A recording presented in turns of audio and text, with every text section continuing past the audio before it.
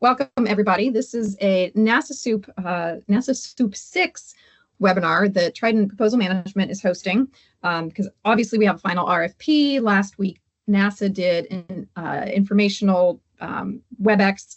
So we are going to recap the things that we think you need to know and should be paying attention to. Please do feel free, if you're just joining us, to post any questions that you have in your chat. You should have permissions to be able to raise your hand as well. React, feel free to applaud. I'm a hilarious person. I have a lot of jokes, very few memes on this one though, because there's so much content to cover. So if you're used to our other webinars, I've toned it down a little bit, but happy to have you all here today. And without any further ado, we'll get rolling. So things that we're going to cover today, assuming the slides advance. We're going to do some introductions. I'm going to tell you a little bit about Trident. We're going to cover some of the final RFP highlights. We're not going to go in depth for every single section, but there were some significant changes between the draft and the final that I want to make sure you're tracking.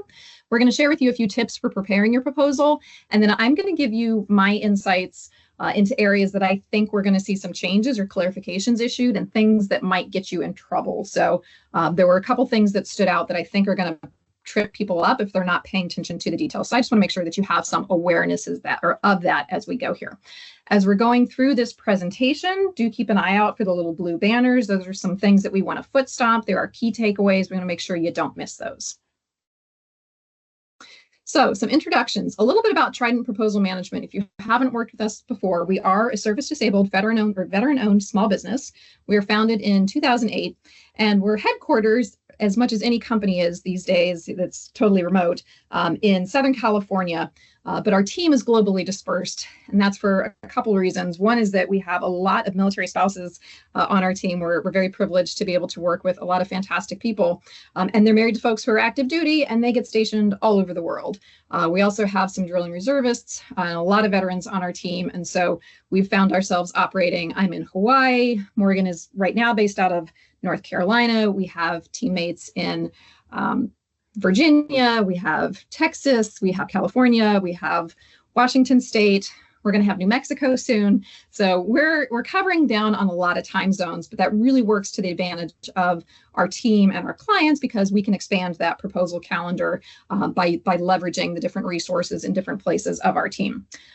When we're supporting our clients, we're providing full business development lifecycle support. So the business intelligence, right? The research, the analysis of the opportunities, the pipeline builds, the capture management, getting you ready to bid on these things and have a stronger position so that your P-win increases. We handle the proposal development and management process. So for those 30 days or 49 days in case of NASA SEWP that NASA has given us, we're sprinting right alongside you.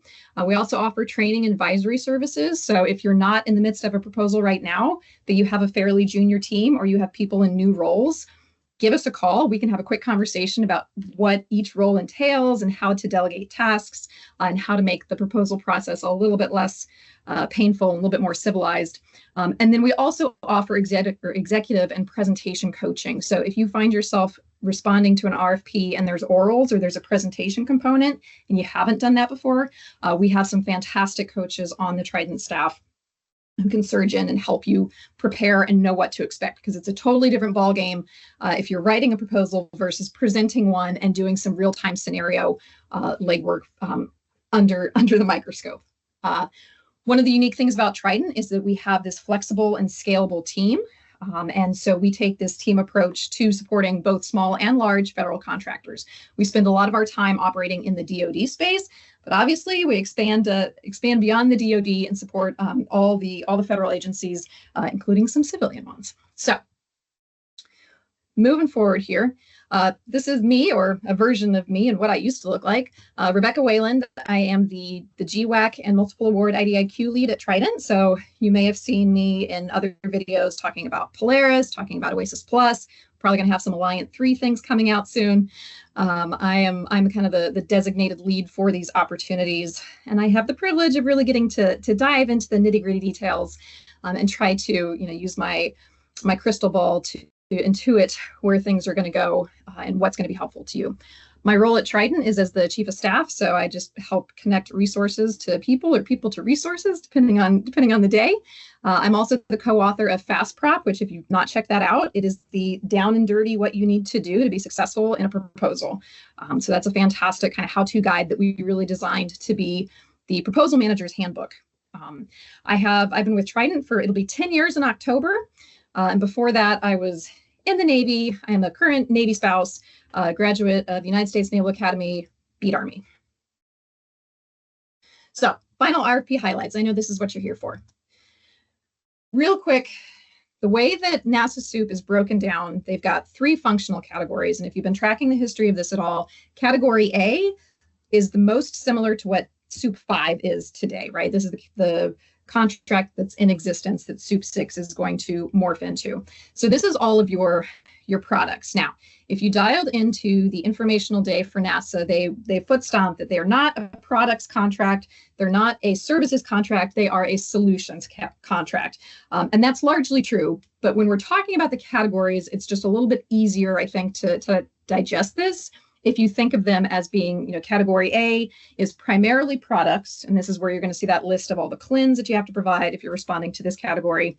Category B are enterprise-wide service solutions, and in Category C are the more mission-based service solutions that are being provided by the small business. So there's no other than small business or large business track for Category C. There is on Category A and B. And we'll talk a little bit more about this as we go. So again, just in terms of grouping the different kind of products and services that NASA SEWP is designed to acquire, Category A is more product-based stuff. Category B, solutions at the enterprise scale. Category C, more tactical on the ground, program management type services and solutions there. So no major changes between the draft RFP and the final. We just like to give you the scene setter before we roll into the changes. So this slide I did steal from the informational day because if they felt it was important to highlight, then I'd certainly wanted to pass that along to you. So some things that we saw in the final RFP that were different from the original draft RFP, or the second draft RFP. So this NAICS crosswalk, this is an Excel sheet that's an attachment that everybody's going to have to fill out. And basically what it is there's a list of NAICS codes divided out by category, and you need to go through that and make sure that you represent as the correct size business in every single one of those NAICS codes.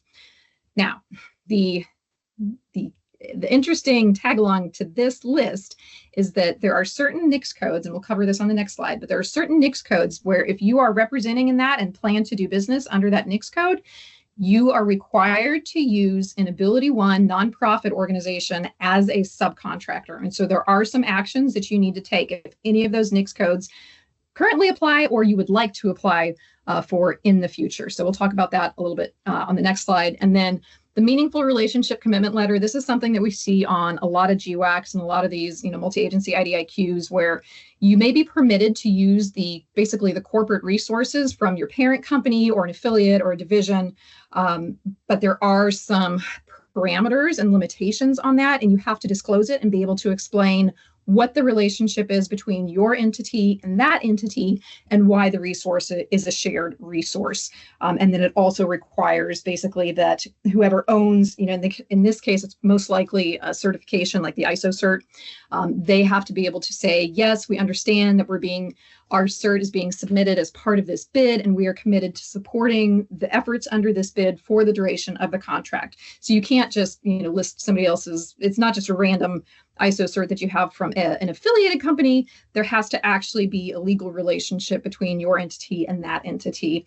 And the RFP talks a lot about what's permitted and what's not under section A.3.7.1. So check that out if you have any questions. Okay, so with this AbilityOne commitment letter, if you have not done so already, highly, highly, highly recommend that you reach out to the AbilityOne office. And it's a pretty straightforward process. You're going to send them an email. They have a prime contractor email dedicated to efforts like this, and you're going to introduce your business, let them know that you're interested in partnering with a nonprofit organization, and then there's some subsequent steps from there. The end result is going to be a letter that you get issued to your company to be submitted with your proposal. So this is one of those things, it's going outside the lifelines. You have to initiate the process with an additional organization. So this is why we're recommending that if you've not done so already, that is a high priority event for this week. And I mentioned that list of NAICS codes, so I'm showing them on the screen now. So all contractors competing and awarded a SEWP contract under these NAICS codes. This is not the comprehensive list from A.1.34. This is all the asterisk ones that require that AbilityOne subcontract.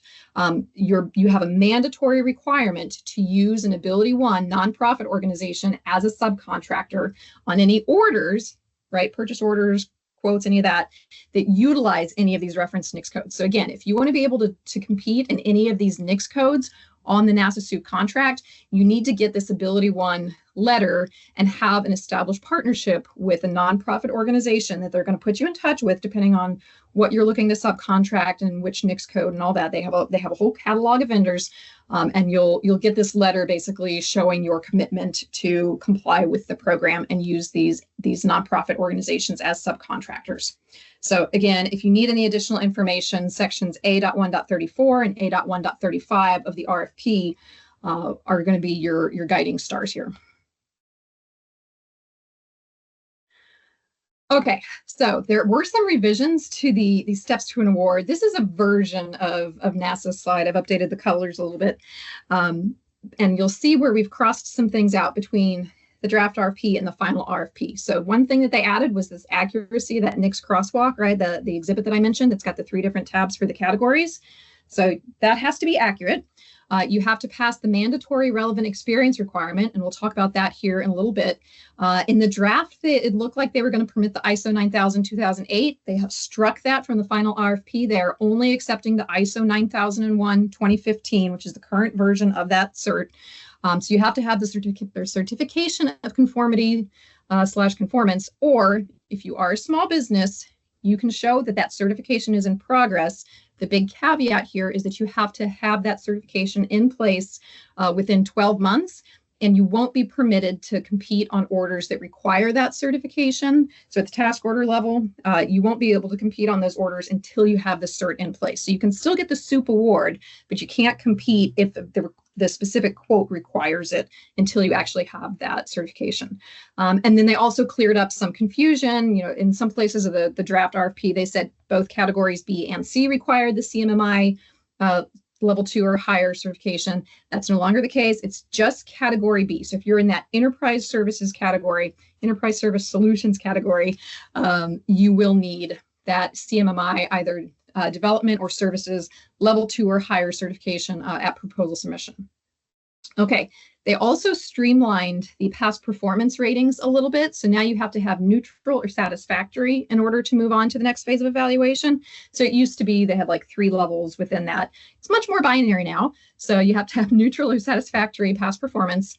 They did not make any changes to the high confidence and mission suitability, and we are going to talk more about that in a little bit. But basically, the mission suitability volume consists of the management approach and the technical approach, and both of those have to be high confidence in order to pass that. And then this fourth tier is still the same. You have to be classified as a responsible source in accordance with FAR 9.104. And spoiler, there are a lot of questions in the portal about what that means. So we'll talk about that when we get to the areas to watch. Again, one of the unique things about NASA SEWP, there's not a cap on the number of awardees. So assuming you make it through all 4 gates, you're going to get the contract award. Now, post-award, there's all kinds of requirements about what it means to be a good vendor and what satisfactory participation looks like. But at least at the IDIQ level, they're going to take everybody who qualifies. Okay, getting in depth here a little bit to the relevant experience projects and mandatory offerings, because there's a lot of confusion around what's happening in this set of projects versus what's happening in past performance. So in category A, remember, this is our more product-based solutions. The final RFP says that if you're offering in this category, you have to propose technology solutions for any 4 of the 8 mandatory technical areas and technical area 9. So everybody's they can pick 4 of their choosing, but everybody also has to do technical area 9. Then you're going to be asked to designate there's a whole exhibit for this, right? You have to designate which 4 areas you're responding to, and then you have to rank them. You're going to say, this is my primary area, technical area 3 is my number 2, then technical area 4 is my number 3. So you give a number rating 1 through 4 for these areas. And that's important because that is directly tied to how many CLINs you need to provide in each technical area. So in your primary area, this is where you're going to have the bulk of your submission. You need a minimum of 1,000 CLINs from your designated OEM. There's a list of those designated OEMs that was provided as part of the final solicitation. So you have to have a letter of assurance in place with one of those OEMs to be able to provide those 1,000 CLINs. And then you have to list an additional 50 CLINs from an alternate provider, right? So you're building in just a little bit of redundancy there. In the additional areas, of which there are 3, right? You need 100 CLINs from a designated OEM and then 50 from an alternate provider. In technical area 9, it's 2 CLINs. So in total, I know there was one version of the draft RFP that said you were going to need 2,000 CLINs for every single category. This is pretty reduced from that, right? So the total minimum number of CLINs that you can submit is 1,502 if you do the math for all these little areas. A couple points to stomp here. You can share OEMs across different technical areas, right? So one OEM can be your provider in technical area 1 and technical area 3, but what they're providing you in each technical area cannot overlap. So you can't have any duplication. Everything needs to be a distinct, different offering within the technical areas, but you can use just one OEM across multiple areas if you have that set up in your agreements. One of the questions we're getting a lot is whether you are limited to only providing 1,502 CLINs. And I will tell you 2 things here. Number 1, there's a ton of Q&A around this. So if you have that question, you're not alone because the language is a little bit gray. What the RFP does say is they say in one sentence, you should present your total solution. And that would lead us to believe you should present as many as you can provide. They go on to say, though, that the information in Exhibit 3A, which is where these mandatory offerings are going, that spreadsheet, will only be used to verify that the requirements are met for the proposed technical areas and for administrative purposes to establish the initial contract database of record upon contract award. So this is the starting point. So I think what's going to happen here, and I don't want to speak for NASA, but just in reading the RFP and listening to what they're trying to do with this, they're trying to get the minimum established. So you could submit more. It's probably not going to be evaluated. I think they're going to stop reading once you get to the minimum number of requirements. It's not a bad thing if you submit everything that you can possibly provide. Just know that for every CLIN that you add, you're going to have to provide the USNPC code. You're going to have an OEM provider designated. So you are making a little bit more work for yourself that may or may not be evaluated at this phase of the proposal, right? And I do also think it's highly likely that one of the first actions post-award is going to be NASA's going to call everybody to update their basically their offerings to make sure that the prices haven't changed, that everything's still accurate, everything's still available. And so I don't think you're going to be locked in to whatever you submit as part of this bid. They're using it just to evaluate that you can meet the minimum requirements. So I do love this quote by Mediocrities: "No judgment. If you want to do the minimum, that's what they've asked you to do."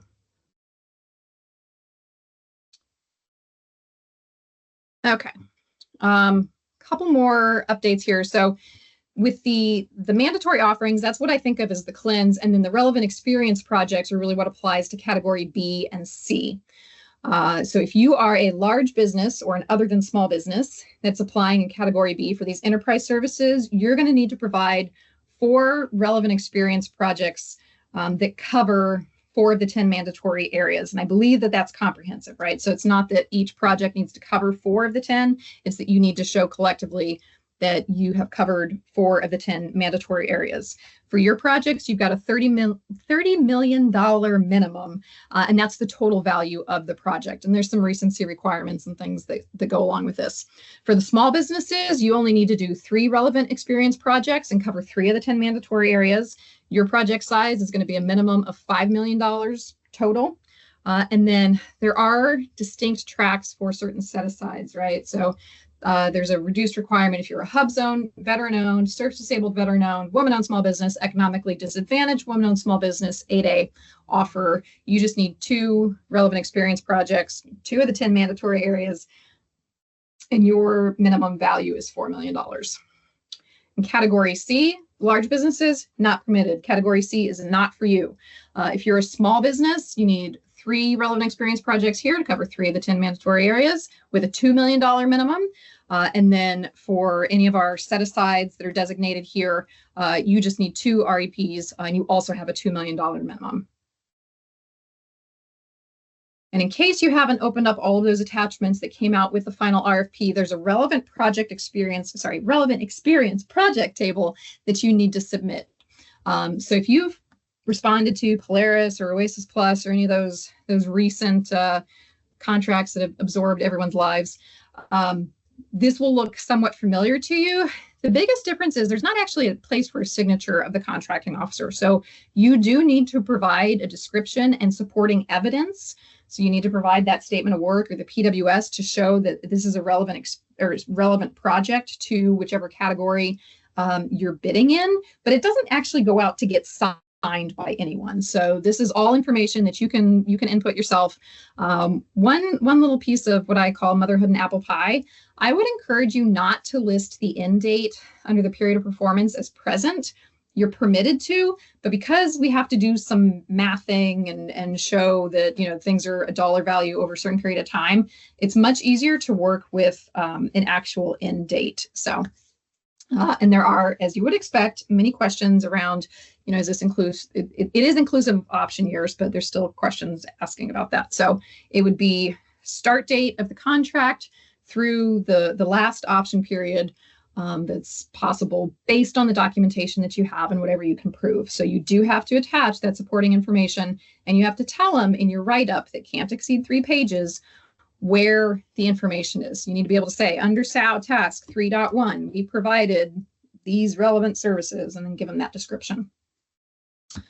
Okay, moving on to past performance, which is different from relevant experience. Because remember, past performance, the way I think about this is really evaluating the quality of the support that you've provided. Relevant experience is what you actually did. Past performance is how well you performed it. So this is the guidance from the slide that NASA put out. So the submission has to be, as it relates to the NAICS code being used for competition. There's a lot of questions around that. So I'm not prepared to talk about what is or is not permitted there because the guidance just isn't clear, and I don't want to tell you something wrong. I have you unlearn it. But basically, you need a minimum of 1 and no more than 3 of your most recent similar contracts that are completed or ongoing within 3 years of the solicitation release date. That's important because if this gets extended, that date doesn't change. And then they're only going to be looking at things within 3 years of that release date, and they can basically be from NASA contracts, government contracts, and commercial contracts. So you are going to have a responsibility to make the correlation between the NAICS code descriptions and the relevance of the submitted commercial contracts. What I suspect this means is that any of those NAICS codes that we saw in A.1.34 that are listed out per the category, and they say, hey, anything that's in these NAICS codes is considered in scope for category A or category B. If you have a project that's coded as that, I think you're going to have a very easy job here. If you've got a commercial contract, or if you've got a subcontract where you don't necessarily have a NAICS code assigned, even though you're supposed to, you might have to do a little bit more writing to make your case. But again, I think we're going to see a lot of clarification around what they're looking for with that NAICS code alignment. And then there is a questionnaire that has to be submitted along with the past performance references. So this is a different form than that relevant experience project table, because you don't have to use the same projects between relevant experience and past performance. These are separately evaluated things. So they've given you a little bit of freedom. If you want to work in some other projects, you can do that. Just know that this past performance questionnaire is something that gets sent out to the client, whoever you performed the work for, that they need to verify and sign and give you ratings in all the different areas. This is also separate from the information from the offer paragraph that is included as part of the past performance volume. So there is actually some narrative that you need to provide with your proposal Then there's these past performance questionnaires that get sent out to be signed by your clients and returned directly to the NASA SEWP program office, not back to you as the offerer. It goes back to the government. And then the other thing that you have to provide, at least as it stands today, is you are permitted to submit any CPARs you have or any other formal evaluations. If you've got award fee letters, anything like that, that speak to the quality of the work that you did, right? Because that's what past performance is all about. You will be able to turn those in with the projects, and those are excluded from page count. So there's a lot of instructions around this volume, but the takeaways that I want you to be tracking are that this is a form that does have to get signed and validated and sent in. So if you have not taken any action on this, that should be on your list of priority things for this week as well. There's slightly different criteria for the projects that are permitted for past performance, and it may be more challenging or more difficult to meet depending on the way your projects run and are written. One of the big differences between the past performance thresholds and the relevant experience projects, past performance is being evaluated with the average annual costs incurred. And there's a formula that is not at all intuitive, in my opinion, that's in the RFP, where you're converting the actual period of performance time to years with a decimal. And so you're having to divide the start date and end date by the number of years that you were working to get that average annual cost. And so if you've not done that kind of math for your projects to make sure they qualify, highly recommend that you do that. So real quick, the small business category A, your threshold is $150,000. Again, that's average annual cost. And then you have to be able to show technology solutions for at least 3 of the content representative areas. If you move up to category B with those enterprise services, it's $1 million a year. Category C, $500,000. So you can kind of see the calibration between if you're doing stuff versus big services versus concentrated services. If you are a hub zone, surface disabled, veteran owned, economically disadvantaged women owned small business, or 8A, they have given thresholds for category B at $1 million and category C at $500,000. And then if you're an other than small business or a large business, your average annual cost for categories A and B, because you're not permitted to bid in category C, is $2.5 million. So one of the questions that we've had come up a couple times, if you are a hub zone, service disabled, veteran owned, economically disadvantaged woman owned small business, or 8A, you are permitted to bid in category A. You just don't have a separate set of requirements, right? So you would just be considered a small business in category A. But the fact that you're not listed separately doesn't mean you're not allowed to apply there, like it does under category C being missing for the other than small business.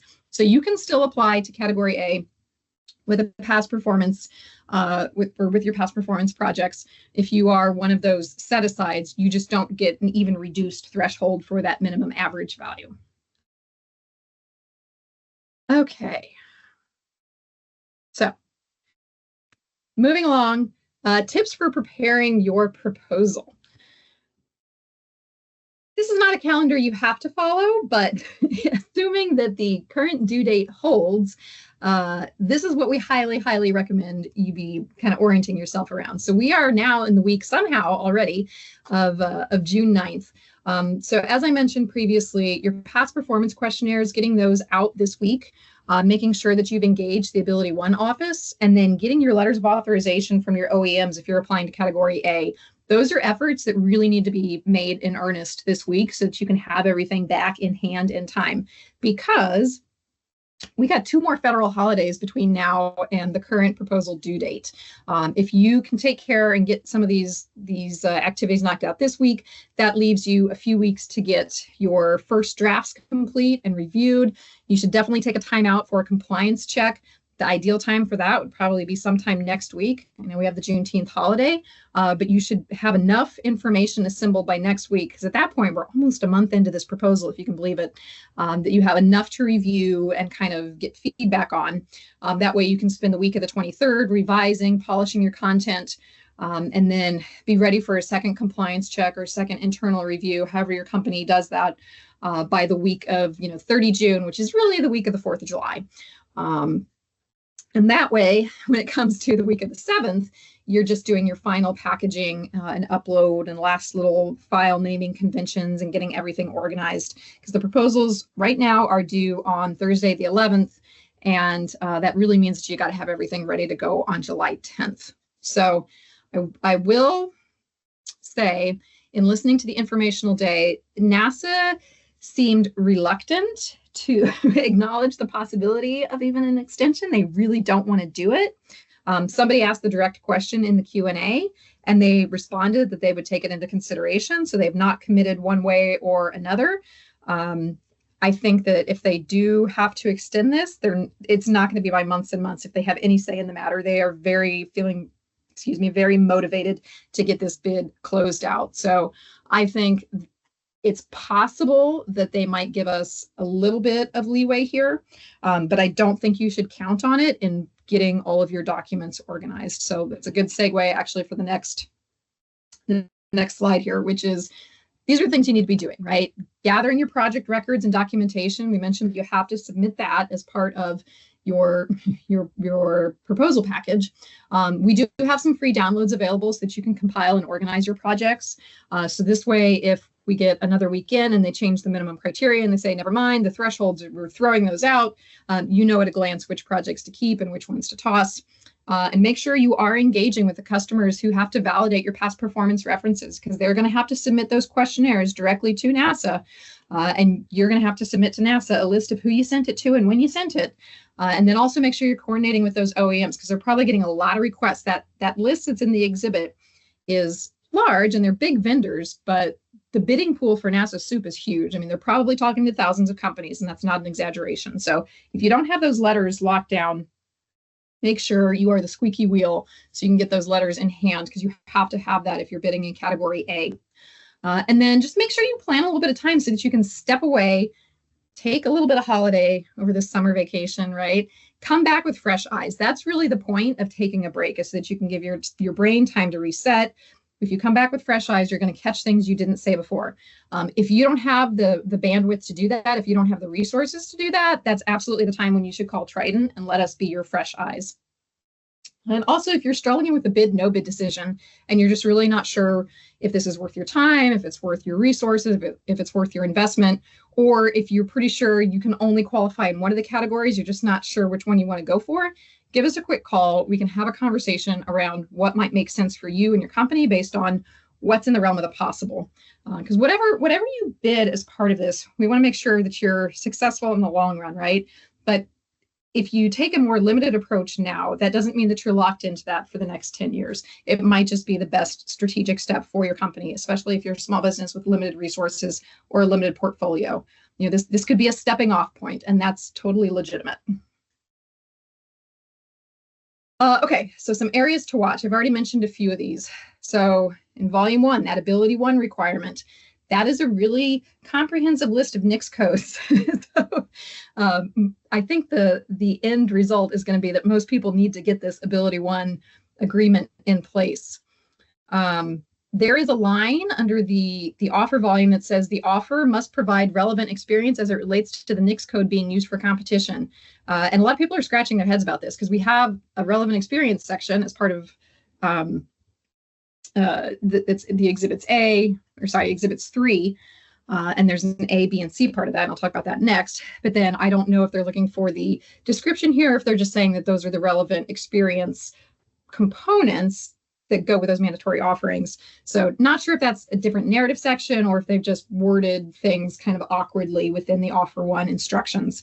And then, I mentioned this just a second ago, the mandatory experience offerings, the exhibit 3A tab makes a lot of sense because you're listing your products, your CLINs, right, with your OEMs. There's not really any instructions for exhibits 3B and 3C, which are the two tabs of that attachment, but they are required for categories B and C. So I think we're going to see some additional guidance about what to do there. And then you have to make sure, mention this for sure, that there's no unintentional duplication of CLINs from your OEMs across the technical areas. So again, you can use one OEM to cover multiple technical areas, but what they're offering you for each technical area has to be distinct and different. So if they're giving you a specific wire for technical area 1, they can't give you that same wire for category 3. Within volume 2, the things that I think people are going to get tripped up over are those calculations for the project values. Because again, it's not total project value, it's average annual incurred cost. So make sure you take a look at that section of the RFP so you can see what their sample math problem looks like. And then the past performance questionnaires, right? Those might go out on time, but because they're not getting back to you, you're sort of at the mercy of your client that you've sent it to, and whatever your relationship looks like, for them to send it in on time and for it to say the things it needs to. The other thing that I'll mention here is that there's one past performance questionnaire form for all the categories. So there's a category A section in that form, there's a category B section, there's a category C section. If you are proposing to multiple categories, so if you're submitting under category B and C, for example, and you have a project that qualifies in both, right now there's no prohibition on using projects for those multiple categories, but you would want to make sure that your client knows to fill out both sections B and C of that past performance questionnaire. So the past performance questionnaire, bottom line, is not something that I would just send off and assume that it's going to be intuitive for your client to know what to figure out and how to fill it out. You're probably going to want to have a conversation where you walk them through, okay, we fill out the upfront section, your section is this, we're using this project to apply for these categories, so please fill out this section, et cetera, et cetera. And then underneath the volume 3 mission suitability, so one of the big pieces to come out of the informational day was that if you've looked under the tech approach section, there were 3 things that you needed to respond to, and they did say that third bullet was duplicative of the second, which had like 3 words that were different, but they're taking that one out. So there is going to be an amendment. They've already announced that. We don't know when it's coming. As of 5 minutes before this webinar, it had not been released, but we do know that they're going to be eliminating one of those areas, and I think we're going to see some other little formatting, grammatical typo type things get changed at a minimum. And then we already mentioned the FAR 9.104. It doesn't just say that you need to comply with the requirements of responsible offer. It says you need to demonstrate that you are. And anytime you see the word demonstrate in an RFP, it usually means you have to submit something or attest to something or prove something. So I think we're going to see some additional guidance on what they're looking for there in order to be able to evaluate all of the bidders consistently and fairly. Okay, and then just some other general anticipated issues. I think we are going to see a lot of formatting clarifications. There's some language in the way that they have said to include a table of contents that is organized by eval criteria. That might end up morphing into a cross-reference matrix. We'll have to see. The volume components and the assembly instructions, we've already seen a little bit of clarification around that because they called the management volume a volume, but it's really not a volume because it's part of the mission suitability volume. So little things are going to help you know which folder to put what document in and what to call things. If you have not noticed this, there are some differences in the lists of the technical areas and sub areas. If you look at what's in the upfront section, where they're describing the scope of the different technical areas, and there's all the sub-bullets, those don't necessarily match the technical areas listed under the relevant experience, and those don't necessarily match everything listed under past performance. So make sure that you're looking at the right technical area listing for the volume of the proposal that you're in. This was causing people to chatter a lot before the final came out, but you can't duplicate proposal material. They're not talking about if you are a company and you're applying for multiple categories. Although again, if you're doing that, those are distinct proposals. So you can't just send in one proposal and say this applies to all 3 categories. You actually have to submit for each category. And I'll show you what the submission portal looks like here in a little bit. But you can't take proposal material that you have from some other bid that you did with some other company and reuse that. If they see duplication of proposal, or if you're doing with other bids, right? There's supposed to be one corporate entity really for these proposals, unless you're part of a JV, and there's some really specific language about when you might be able to be submitting in that seat. They just don't want to see you reusing material. And then you do have to disclose any sort of assistance you're getting with this proposal. So if you're using a generative AI tool, you have to tell them that. If you're using subcontractors or external consultants like Trident to help you with the writing, you need to disclose that as well. It's not going to be held against you as far as we can tell. They're just trying to get a sense of where the content's coming from. and then whether or not those resources are going to be available post-award. And then there are a lot of post-award clarifications that I think are pending, because I talk a little bit in the RFP about how this is going to work once the IDIQs get awarded. But I think that we're going to see some guidance around, okay, if you want to add areas, or what is this catalog that you're submitting? If you're doing category A, are you really just locked into those CLINs, or what's the mechanism going to be? I do think that we're going to see some more conversation around that before the end of the bidding period. Okay, other areas to watch here. So within the technical approach and then the management approach, two things I want to point out. Remember, this is the area that you have to be high confidence in both in order to proceed to phase 4 of the evaluation. What would normally be the section M language is that they're looking for effectiveness, reasonableness, and efficiency. And if you go to that section where it talks about eval criteria, you're going to see these words over and over and over again. So you need to make sure when you get your little 15 pages, right, to convince the government that you're going to be successful, you better be highlighting the effectiveness of your approach, why it's reasonable, and any efficiencies that you have built in there.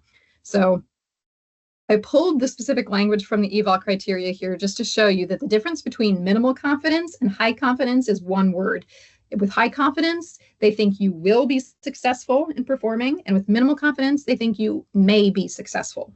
So that the delta between a will and a may, use these effectiveness, reasonableness, and efficiency adjectives to make sure that you can bridge that gap and leave no doubt in their mind that you will be successful in performing the contract with little to no government intervention, not that you might be or may be successful.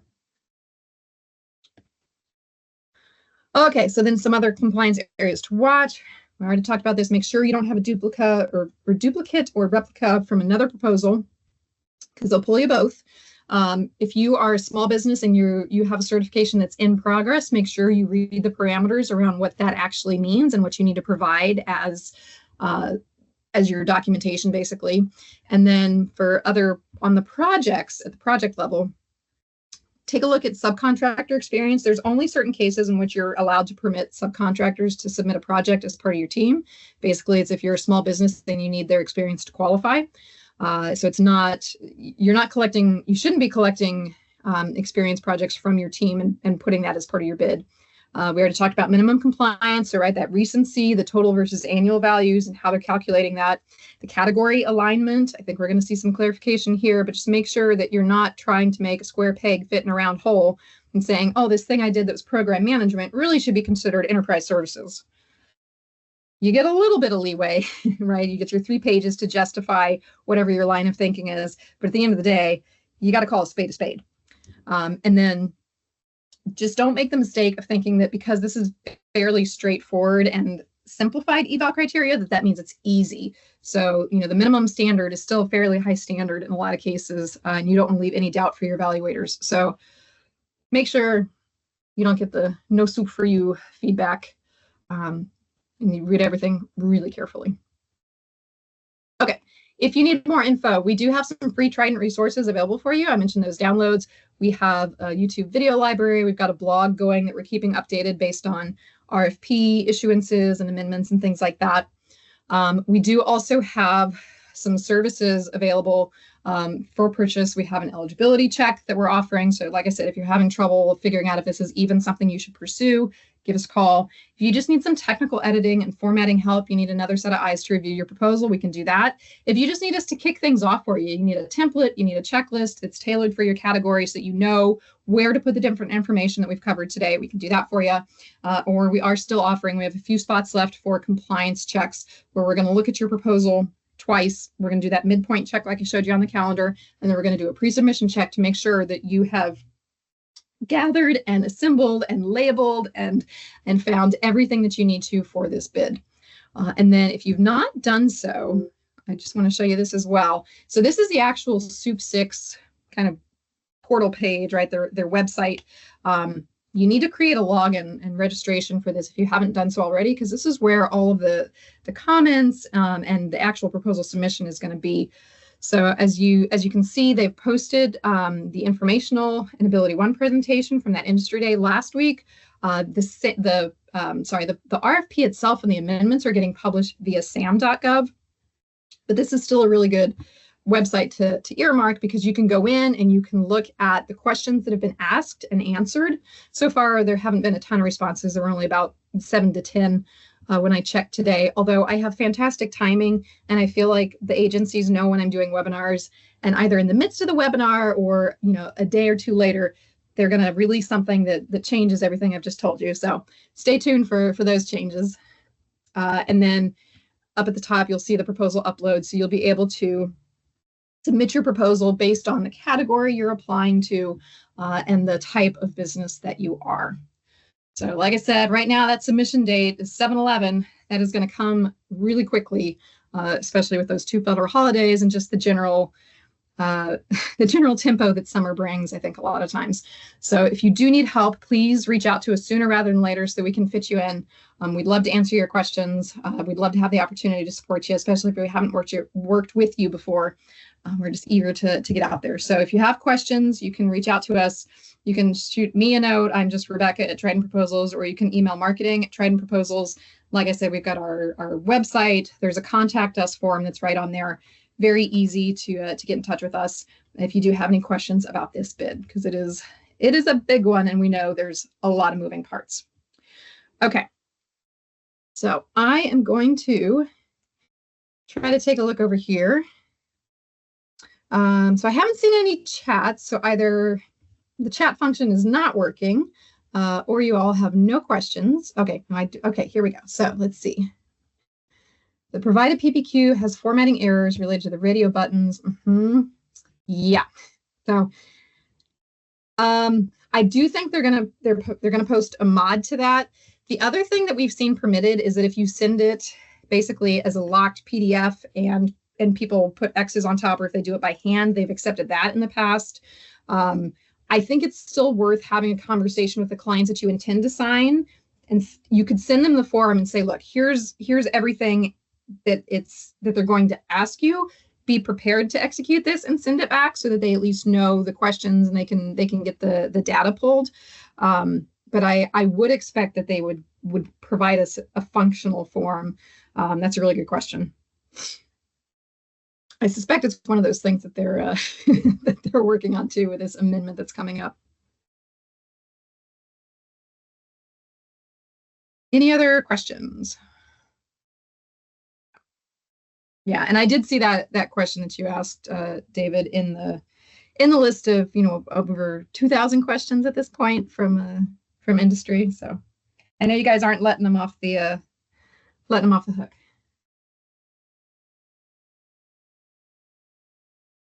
Okay, well, I will stop the recording at this point in case you have a question.